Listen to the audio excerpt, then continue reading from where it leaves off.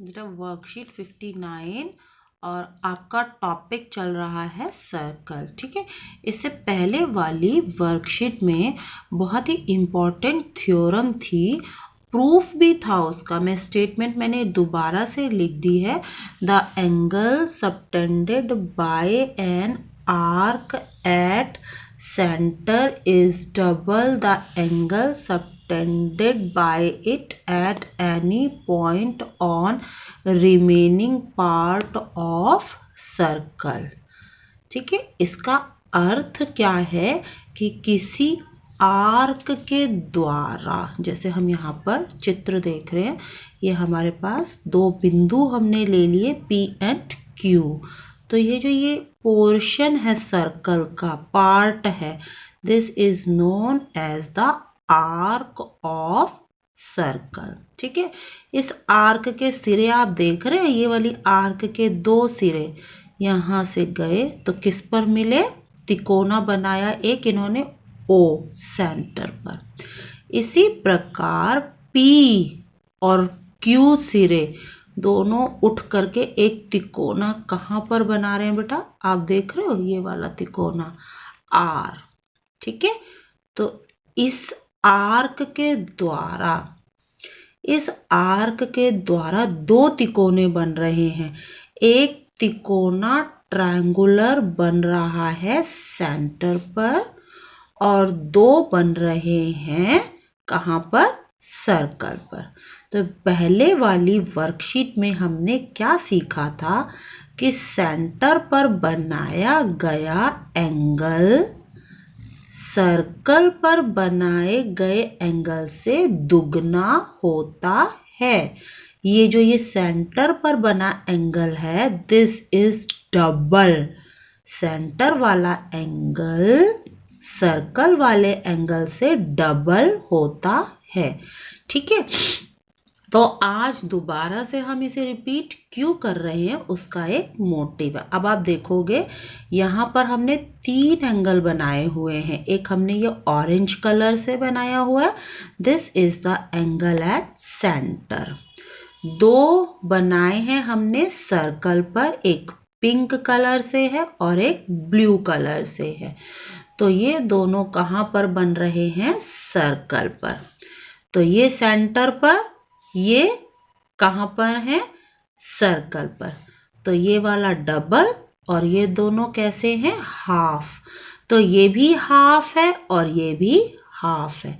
क्या अब आप बता सकते हो ये आपस में भी इनका कोई संबंध है? तो वो देखते हैं। देखो, एंगल R भी O का आधा हुआ थ्योरम से, इसी प्रकार एंगल S भी O का आधा हुआ थ्योरम से। तो ये दोनों ही O के आधे आधे हैं, इसका मतलब दोनों आपस में बराबर होंगे। ठीक है, तो आज हमने ये थ्योरम नई सीखी है। ये तो हमने पहले ही सीख ली थी कि सेंटर का एंगल सर्कल के एंगल का डबल होगा, लेकिन ये क्या है, ये दोनों एक ही आर्क द्वारा सर्कल पर बन रहे हैं। ध्यान से सुन लीजिए, यदि एक सिंगल आर्क द्वारा सर्कल पर दो अलग अलग तिकोने बनते हैं तो वो दोनों एंगल भी आपस में बराबर होंगे। और इस थ्योरम को हम कहते क्या हैं, देखिए, angle in same segment of circle. क्या है ये, सेम सेगमेंट, इन्हें हम कहेंगे angle in same segment of circle, these two are equal. ठीक है, मैं यहाँ पर आज एग्जाम्पल स्किप कर रही हूँ। अब आप जो है वो एक चीज हाँ और है, ये बना हुआ है बेटा डायामीटर। ये डायामीटर है यहाँ पर, इस प्रॉपर्टी को भी क्योंकि हम इस्तेमाल करेंगे आगे के क्वेश्चंस में। तो ये डायामीटर है हमारा, डायामीटर पे बना हुआ एंगल, ये स्ट्रेट एंगल 180 का होगा। तो ये जो आर्क है AB आर्क के द्वारा सेंटर पर बना एंगल और अब इस आर्क से तिकोना बना दिया ऊपर, तो ये क्या हो गया, ये हो गया सेंटर वाला एंगल और ये हो गया सर्कल वाला एंगल। यदि ये हमें पता है तो हम इसका आधा करके ये निकाल देंगे। अब यहाँ तो हमें पता है ये क्यों, क्योंकि ये हमारी एक सीधी रेखा है, डायामीटर है, इस पे ये बन रहा है एंगल 180 का। तो ये वाला बताओ कितने डिग्री का होगा, 90, उसका हाफ हो जाएगा। तो एक चीज और याद रखनी है कि हमारा जो डायामीटर पर बना हुआ एंगल है, एंगल इन सेमी सर्कल, ऐसा जो तिकोना सेमी सर्कल पर बनता है, that is equal to 90 degree. अब कुछ हम प्रैक्टिस क्वेश्चंस देख लेते हैं। मैंने यहाँ पर थोड़ा सा अलग अलग रंगों से करके जो है वो आपके लिए थोड़ा सा इजी करने की कोशिश की है, ठीक है। यहाँ पर थोड़े कलर का ना, ये हमारा हो गया, ये एंगल दिया हुआ 130 डिग्री जिसको हमने ब्लू कलर से लिखा हुआ, ये वाला दिया हुआ है, इसे मैंने लिख दिया है ग्रीन कलर से, ठीक है। और आपको ना ये ऑरेंज वाला निकालना है, ये angle A, you have to find angle A, ठीक है। लेकिन मैंने क्या किया, यहाँ पर जो कलर एंगल ए का था वही कलर मैंने कर दिया है डी पर। ऐसा क्यों किया है, अब आप कुछ बच्चों को यहाँ से समझ आ जाएगा। ये वाली थ्योरम जो हमने ऊपर की थी, कौन सी थ्योरम थी, एंगल इन सेम सेगमेंट, तो वही देखो यहाँ पर भी इस्तेमाल हो रही है। देखो सेम तिकोना, ये वाला बी सी का जो है वो एक बिंदु गया ए पर और बी सी का एक बिंदु गया डी पर, तो ये क्या है, एंगल इन सेम सेगमेंट, तो ये दोनों ने बराबर होना है।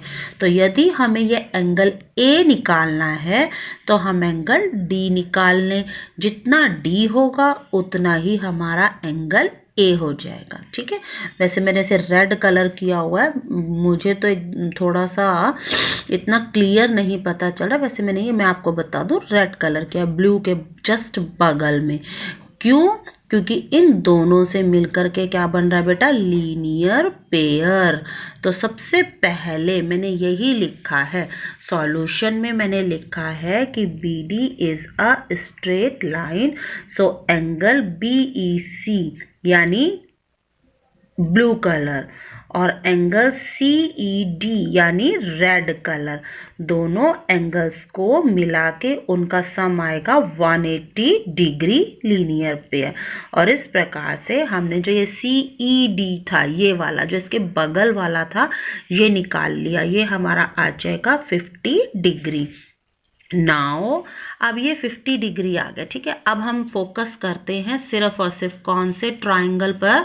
मैं आपको ट्राइंगल का नेम बता देती हूँ, E D C, angle E red colour, angle D orange colour, angle C green colour.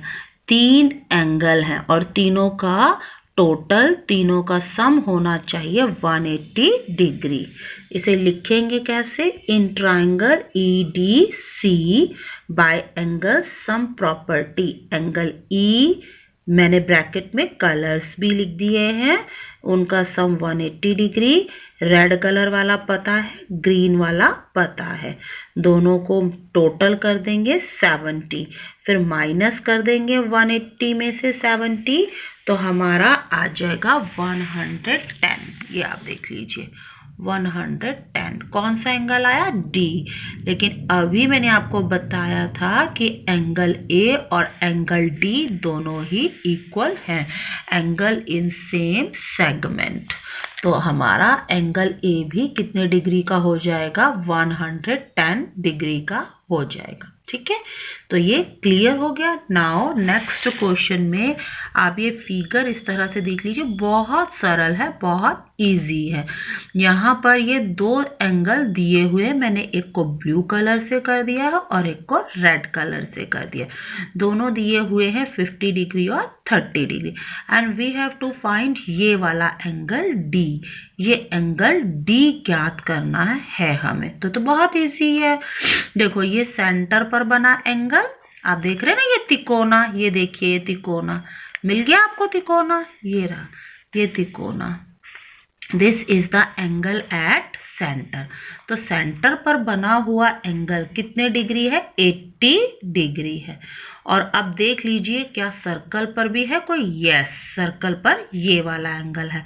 और ये फिर कितना डिग्री होना चाहिए? उसका आधा। अब सेंटर पर बना हुआ कितना है? 80 है। तो सर्कल पर बना हुआ कितना होना चाहिए? 40 डिग्री। बहुत सिंपल था, बहुत सरल था। आप इसको यहाँ से देख लीजिए कैसे करना है। We have to find this angle. Angle O is equal to 80 degree और एंगल D हमारा कितना होना चाहिए? Half of angle O, O का आधा, यानी कि 40 डिग्री का होना चाहिए था। ठीक है।